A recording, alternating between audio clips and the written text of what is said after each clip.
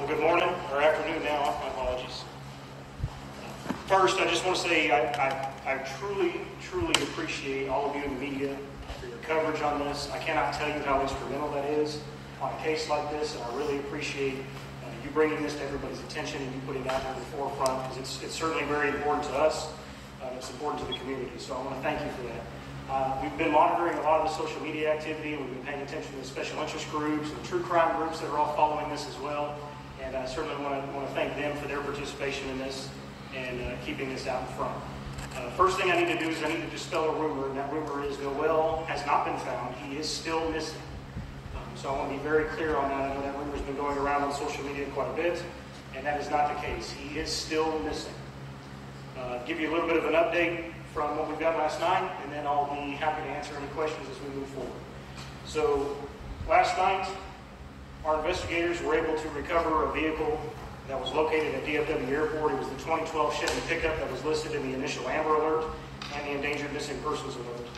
That vehicle was taken to a secure holding where investigators were able to conduct a thorough search of that vehicle.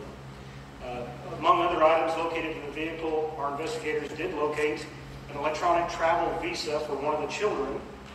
That visa indicated that it was obtained on March 21st.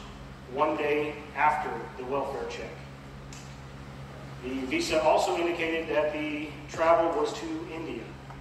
In addition to that, our investigators have been in contact with Homeland Security, and we were able to confirm that that flight did travel to Turkey first, and then from there on to India. So at this point, we're still waiting on final confirmation on the passenger list to India, but we have reason to believe that the family has traveled back to India. I need to explain a little bit of the living situation here and the dynamic at home. As many of you have seen this morning, you've seen our investigators and our teams out there this morning at the residence conducting some searches, and I want to make sure that we're clear on the living arrangements there at the address. This family resides in the backyard of a home that belongs to an elderly gentleman. The elderly gentleman has been highly cooperative with law enforcement. He has granted us consent to search the property. He has put forth all the information that he knows, and he has been cooperating with investigators 100%. So we're very appreciative to his cooperation. Our investigators and teams were out there this morning and are still out there now conducting a thorough search of the property to try to locate any evidence, any signs of what may have happened to Noel or where he might be. We did, just to check a box, we did have cadaver dogs come in today to search the property. That was just to make sure that we're covering our bases all across the board. And those cadaver dogs did not alert onto the property. Again, we don't have reason to believe, there's no evidence to suggest that he is deceased, but we are checking all of our boxes and making sure that we are as thorough as we can possibly be. This search that they're doing today is actually a secondary search of the residence. Officers are recovering several documents. We're looking at receipts. We're pulling any and all information we can possibly pull to try to locate Noel. Last thing I want to make sure that we talk about is that the tips that are coming in are extremely helpful. I mentioned earlier about how media keeping this out in front is certainly imperative on a case like this, and we want those tips to keep coming in. We've received a lot of other information coming in, and we have investigators working on those. This case has really prompted a lot of other law enforcement attention from federal law enforcement agencies and state law enforcement agencies, and so we've been able to cooperate with them and get their assistance, and we're looking forward to seeing if that may take this case a little bit further. Outside of that, to date, I still don't have, we were hopeful that we would have some physical evidence. I still don't have any physical evidence after the searches today, but we are going to continue moving forward as best as we can. So with that, I'm going to take your questions. Chief, do you believe that this little boy is alive somewhere out there? So I'm going to share with you, there is a rumor, and I want to be very clear when I say this, very clear. This is a rumor that we have heard, and we have no evidence to support this rumor. The rumor is that this child may have been sold. Again, we know how this goes with social media. I don't want to sit here and speculate that this child is deceased, but it is a distinct possibility that the child may be sold. And if that is the case, again, your participation in this and keeping that kid's face out front and center, where people can see him on a day-to-day basis, is highly important here. He could be anywhere. So it's hard to speculate that whether he's dead or alive, to be quite honest with you. I tend to be an optimist. I'm going to believe that he's alive, and I'm going to keep pursuing this case the best that we can to try to find him.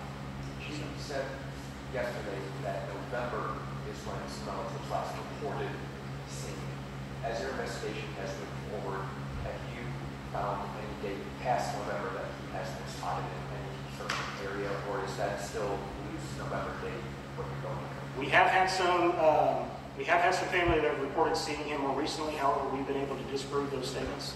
So the last statements that we've been able to prove in the last sighting of him is still November of 2010. So when those family members say that they've seen him recently, just for clarification, were they being deceptive, or was that family members who were just secondhand? Yeah, we're still trying to look in on whether they're being deceptive or not. But I do know that was the statements that came in. We've been able to disprove that. So right now, are there any criminal things?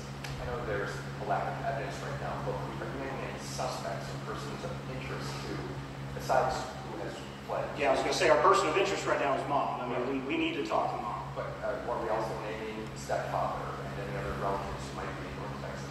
Yeah, so we're not going to name any other step or any other relatives that might be living here just yet. We have had a lot of cooperation from the family. So let me be clear there. We've just been able to disprove some of the statements. Now, whether those statements were intentionally deceit or not, we don't know. We're still looking into that. We've got probably no less than 30 different investigators looking at this case from all different aspects between local, state, and federal partners. So we've got a lot of ground to still cover as we look to unravel this. Let's say that you located in India or wherever they are. What would be the next step of you to do? Let's say this. Well, as of right now, we don't have a criminal offense against the family. So our first step is to try to figure out what happened in the well. Once we find out what happened in the well and we're able to determine if a crime was committed or not, and a crime was indeed committed, then at that point we would work with our federal partners to find out what options there may be to bring them back. But again, that's further down the road, and that's all speculation on even if the crime was committed. Chief, you mentioned, I think yesterday about the dad and the case with him in Mexico. So does he not have any custodial rights or legal rights as the father? Is he participating in speaking, wanting to be involved in this now? Yeah, the father's actually been very cooperative with us. He has been on calling us regularly to try to get updates on the investigation. He has expressed concern on the whereabouts of his child, and he's obviously been deported, so I don't think that he has any custodial rights, but we are investigating and looking at all options. Do you still talk with the entire family or there is any family member that you have? Yes, we've been meeting with several different family members face-to-face and talking with relatives about the case, and for the most part, almost all of them have been highly cooperative. And the initial release said that he was last seen midnight Monday, I believe. Is that still the case, or was that? Yeah, so and I know that's a common question that keeps coming up. So the alerts that were sent out, when we investigated this case is very unique. The circumstances are very different from the majority of other cases when we have missing kids or abductions. So as we investigated this case, we worked with the Texas Fusion Center. There are certain guidelines that are put out in order to issue those alerts, and those requirements have to be met. In working with the Texas Fusion Center, the circumstances surrounding this case were so unique that we decided to push through with the Amber Alert and with the Endangered Missing Persons Alert, even though it didn't meet the criteria. The case was so unique. So in order for it to meet the criteria, those dates that appear on the form are not the accurate dates in accordance. And the ones that we put out along with press releases and so forth, those are the accurate dates.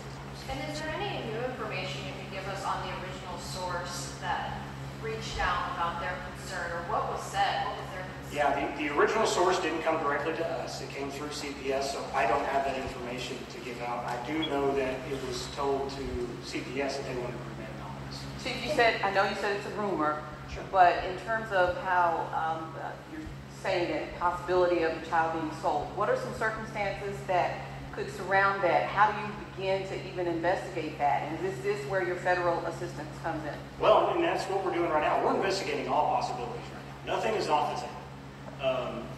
We don't have any evidence to support one direction or another. So we are truly investigating all possibilities. And we're doing that through very, very meticulous investigative task. I mean, that's why we're out there again today, conducting a more thorough search of the property. That's why our investigators are looking at everything from receipts to forms they may have filled out. We're attempting to collect all kinds of other data and working on the vehicles. I think we've had several crews out there today, and you saw us tow off another vehicle today. Again, that's just us being as thorough as we possibly can on this investigation. That vehicle has had no relation to this investigation so far, but we've got consent to search it, so we're going to search it. We're going to do everything we can. We're trying to leave no stone unturned here. And our federal partnership has been great. They've been helpful, not just on that potential front, but on every front. We've been working with Homeland Security. They're working to verify all the information on the travel forms. We've been working on with Customs and Border Protection on the status of the father. And what can we do to try to improve the communication here? So, the partnerships are great, but we are investigating where Noel is.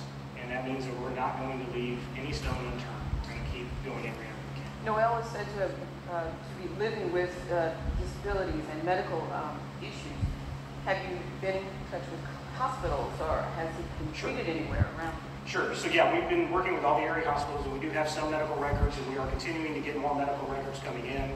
I have not had a chance to review those medical records, so I don't have any dates prepared for you today as far as when the most recent trip was, or the most recent evaluation was. But we are cooperating, and the hospitals are cooperating with us and sharing all the information. We're looking at all that. What do you think about CPS? Have they been involved at all with this family prior to the report of Noel's disappearance? Yeah, I mentioned that yesterday. So we can't go into specific details regarding previous cases, but what I can tell you is that there have been previous investigations and there has been prior action against the mother as a result of this investigation. But that's the most that I'm able to release. But she had custody of her. She was the custodial mother of all 7 children in L. And Yes. then the second thing, just about the tips. Yesterday your plea to the public, if you had seen this family, seen this child, had any interaction, can you talk about why you were asking for that and how necessary these tips are in your investigation? Well, yeah, I mean, it's extremely necessary. I mean, that is the only lead that we're going to get right now unless something else turns up from these searches. But so far, we haven't got it. I mean, we are coming up empty-handed on every aspect that we traditionally go for as law enforcement. And we're turning to the public, and we really are pleading. If you know anything, we've been getting calls all day today. People who have known the family over the years, people who may have seen this child, 3-4 years ago, people that went to school with the mom. I mean, we've had a lot of different tips that come in, and we want those. We need those in this case. And I said yesterday, I don't care how long ago it was, I don't care how small you might think it is, we want to know. Because it's going to be that one small tip that comes in that's going to snowball into a much bigger break for this investigation.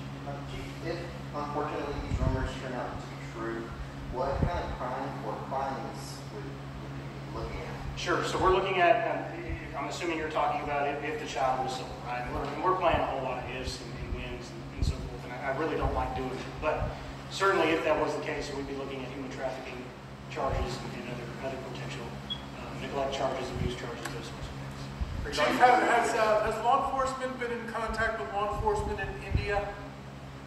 We have not, so we will work with our federal partners to make that connection and work with them over there. But we as far as the Evergreen Police Department, has not been in contact. Where in India? What was the final destination? We don't know that yet. I don't have confirmation on the flights. We're waiting on confirmation from Homeland Security on whether they were on the flight from Turkey to India. All we have is the visa that shows and indicates they were traveling to India, and we know that the plane was going from Turkey to India. I don't have final confirmation just yet that they were on that flight, and I don't know the exact destination. When they're